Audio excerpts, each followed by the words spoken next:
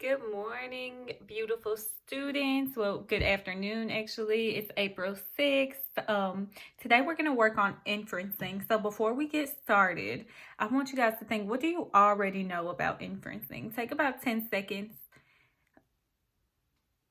And remember, we have kind of like a math problem, blank plus blank equals blank. So that's how we think about inferencing. Something plus something else equals something. What an inference is. What is it? All right, so if you said what you already know plus evidence from the text equals an inference, which is an educated guess, you are correct. So you're using what you already know and you're using evidence from the text to make an inference or an educated guess. So think about the example we use in class all the time. You want to ask your mom to go to the movies, but when she walks in, she's very upset. She's yelling on the phone. She's slamming things. She didn't tell you she's upset, but you're using what you already know and you're using what you see and you're deciding, now's not a good time to ask my mom because she's upset. I'm going to ask her when she's in a better mood. So that just shows you that you are always inferencing and you don't even know that's what it is, but that is exactly what inferencing is. All right, so let's get started with our learning packet. So our learning target today is when you make an inference about a text, you can support it with quotes from that text. So let's go ahead and start reading. When you read, you could look for what an author says directly. You can also use what you already know and details from the text to come up with your own ideas about what the author is saying. This process is called making inferences. You should always be able to support an inference with evidence. Quotes from the text are a strong form of evidence. All right, now let's look at the picture below. Make an inference about what just happened, then circle any evidence in the picture that supports your inference. So what just happened in this picture? The guy's saying, where did my steak go? Take about 10 seconds to look at the picture. Think about what happened. If you have the paper in front of you, circle some things that help you figure out what happened in this picture. All right, so I circled an empty plate because I noticed that this man does not have any steak on his plate.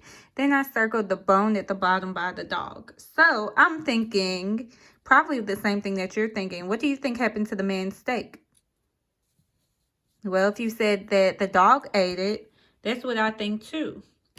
Now we have to figure out what makes us think that, what evidence from the text, and what do we already know that makes us think that the dog ate the steak. So let's get started. So we're going to fill out this chart and we're going to think about first, what evidence from the text makes us think that the dog ate the steak. We already came up with our inference. We think that the dog ate the steak.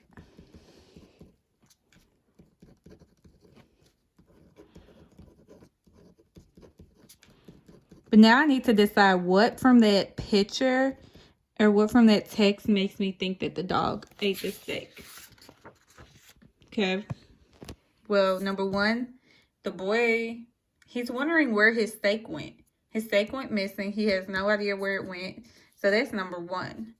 Number two, the dog is right on the floor, right under the table.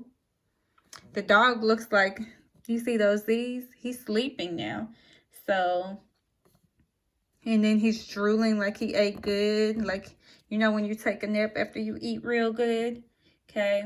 And then there's a bone right next to him. So those are 4 pieces of evidence that make me think that the dog ate the steak. So I'm going to add this evidence to my chart.